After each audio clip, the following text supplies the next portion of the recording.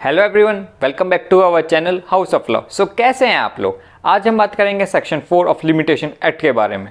But उससे पहले आपने अब तक मेरे चैनल को सब्सक्राइब नहीं किया तो प्लीज़ सब्सक्राइब बटन पर जरूर क्लिक करें।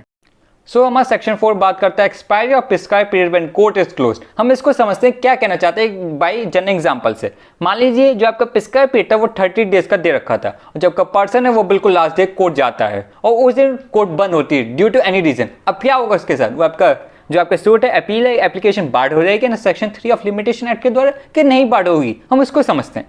देखिए आगे की लाइन को देखते हैं, बी एक्ट की लैंग्वेज को। Where the prescribed period for any suit, appeal or application expires on a day when the court is closed। अब जो आपका देखिए सूट अपील और एप्लीकेशन का जो आपका टाइम पीरियड था वो खत्म हो रहा था जिस दिन कोर्ट बंद है। और जब आपका प्रिस्क्राइब पीरियड की बात हो रही है, मैं इसका ऑलरेडी एक वीडियो बना रखा है और उसका लिंक मैंने डिस्क्रिप्शन बॉक्स में छोड़ रखा है, वहाँ से भी जाके देख सकते हैं। देखिए और आगे की लाइन, दैट सूट अपील और application may be instituted preferred और made on the day when court reopens. आप जिस दिन भी कोर्ट खुलती है वो उस दिन वो आपका पर्सन आपका सूट अपील और एप्लीकेशन फाइल कर सकता है। यहाँ पर उस पर कोई बार नहीं लग जाएगा, सेक्शन 3 नहीं लगेगा। जो आपका सेक्शन 3 बात करते हैं बार ऑफ लिमिटेशन, उसका कोई यहाँ पर उस पर कुछ इंपैक्ट नहीं लगेगा। बेसिकली यही आपका सेक्शन 4 था। अब हम देखते हैं इसका एक्सप्लेनेशन क्या कहता है। A court shall be deemed to be closed on any day within the meaning of this section if during any part of its normal working hours it remains closed on that day। ये क्या कहता है, मान लीजिए जो आपका normal working hours में court बंद थी ड्यू टू एनी रीजन, तो हम उसका जो आपका यही जो कोर्ट बंद थे ड्यू टू एनी रीजन, अब हम उसको कोर्ट को क्लोज ही मानेंगे under this section of section 4 के तहत वो कोर्ट बंद है। देख लीजिए, court shall be deemed to be close on any day within the meaning of this section if during any part of its normal working hours is remain close on that day. Normal working hours में बंद है तो हम उसका assume ये करके मानेंगे आपका सेक्शन 4 के तहत वो बंदी थी।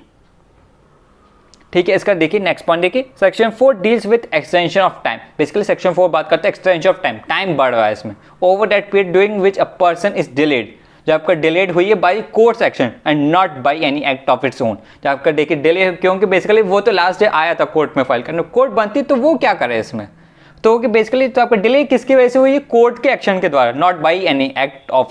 देखिए सेक्शन 4 दो लैटिन मैक्सिम्स के बारे में बात करते हैं। पहली लैटिन मैक्सिम है लेक्स नॉन कॉगेट एट इम्पॉसिबिलिया। इसका मीनिंग क्या है, that is the law does not compel a man to do that which he can not possible perform. Basically law किसी पर्सन को कंपेल नहीं करता जो कि उस पर्सन के लिए इम्पॉसिबल परफॉर्म करने के लिए। हम इसको रिलेट कर लेते हैं सेक्शन 4 से। मान लीजिए आपके उस दिन कोर्ट बंद थी, अब लॉ किसी पर्सन को कंपेल नहीं करता, हम यहाँ पर क्या कोर्ट बंद थी, अब वो जाके कोर्ट को खुलवाए, प्लस क्या आपका कोर्ट उस दिन जानबूझ के खोले उस चीज़ के लिए, ऐसे नहीं करती, कंपेल नहीं करती। पहले तो लैटिन मैक्सिम ये हो गई। दूसरी लैटिन मैक्सिम है एक्टस क्यूरिया नेमनेम गिरावेबिट। इसका मीनिंग क्या है, an act of the court shall not prejudice any party. कोई कोर्ट में कोई ऐड कर उसकी वजह से किसी पार्टी को कोई प्रॉब्लम हो जाए, कोई दिक्कत हो जाए, ऐसा नहीं चाहती ये लैटिन मैक्सिम। हम इसको रिलेट कर लेते हैं सेक्शन 4 से।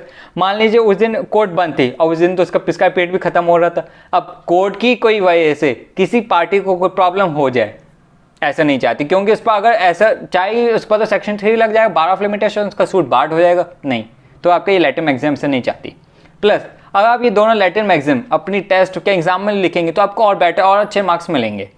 देखिए नेक्स्ट पॉइंट देखिए, section 4 provides an exception to the general rule in section 3। Basically section 4 आपका exception of general of section 3 का। अब सेक्शन 3 क्या होता है, bar of limitation. Bar of limitation मैंने अपने लास्ट वीडियो में कवर कर लिया था और उसका मैंने लिंक डिस्क्रिप्शन बॉक्स में छोड़ रखा है, वहां से भी जाके देख सकते हैं। The word court means the proper court in which the application ought to have been made. जो अब यहाँ कोर्ट का मीनिंग यूज किया गया है, यहाँ पर प्रॉपर कोर्ट के बारे में यूज किया गया है। अब मान लीजिए अगर जो आपकी एप्लीकेशन हम एक रॉन्ग कोर्ट में फाइल कर देते हैं तो हम इस सेक्शन 4 का कोई भी बेनिफिट नहीं ले सकते। देख लीजिए, thus if an application is filed in a wrong court, no benefit under section 4 will be available। सो हमारे इंडियन यही कहना चाहेंगे, जो आपका ये सेक्शन 4 का अगर हमें आपको बेनिफिट लेना है तो आपका जो आपका सूट है अपील है एप्लीकेशन एक प्रॉपर कोर्ट में फाइल करें, अगर नहीं करते हैं तो कोई बेनिफिट नहीं होगा इसका सेक्शन 4 का। नेक्स्ट पॉइंट देखिए, दो दी कोर्ट ऑफिस में B actually open during the vacation for other work. मान लीजिए किसी दिन कोर्ट की छुट्टी थी ऑफिशियली, बट कोर्ट के ऑफिस खुले हुए हैं कोई भी वजह अपने कोई भी वर्क की वजह से, अगर if there is no one lawfully required to be present for the purpose of receiving a plaint or application, the court will be held to be closed। अब उस समय मान लीजिए कोई भी लॉफुली पर्सन नहीं है, किस पर्सन का आपका पर्सन है आपके रिसीविंग कोई प्लेंट करने के लिए क्या एप्लीकेशन लेने के लिए, तो हम ये एज्यूम करेंगे वो कोर्ट उस दिन बंद थी। प्लस देखिए आगे की लाइन देखिए, but if the officers of the court are open during the holidays, अगर देखिए ऑफिशियली छुट्टी है बट कोर्ट खुली हुई है, and there is also a judge or officer or clerk of the court at hand for the purpose of attending to plaints, appeals and application, the court cannot be said to be closed. अब officially छुट्टी थी court की, but आपकी जजेस भी present है, officer भी है, क्लर्क भी है, आपके किस पर्पस के लिए, अटेंडिंग प्लेंट्स लेने के, अपील्स करने के लिए, क्या एप्लीकेशन के लिए, तो हम उस दिन कोर्ट को छुट्टी नहीं मानेंगे, कोर्ट खुली है। अब हम एक्सप्लेनेशन को देखते हैं, जो हमारा सेक्शन 4 का एक्सप्लेनेशन था हम उसको डिटेल में देखते हैं। देखिए, explanation to section 4 takes note of circumstances in which the court is not officially declared closed but when during any part of its normal working day it remains closed. Basically आपका जो section 4 का explanation था उसमें कोई आपका court है जो आपका ऑफिशियली क्लोज नहीं है, बट कोई नॉर्मल वर्किंग आवर्स में वो कुछ समय के लिए बंद है। देखिए, according to the explanation, if a court remains closed only for few hours, देखिए कुछ समय के लिए बंद है, लाइक आपका स्ट्राइक हो गई हो, हड़ताल हो गई हो, तो हम उसको ये एज्यूम करेंगे it will be treated as close on that day, तो हम ये मानेंगे वो कोर्ट उस दिन क्लोज थी, बंद थी। देखिए, इस केस में भी ये बोला गया था, Ram versus Sumitra by AIA 1979 Bombay 14।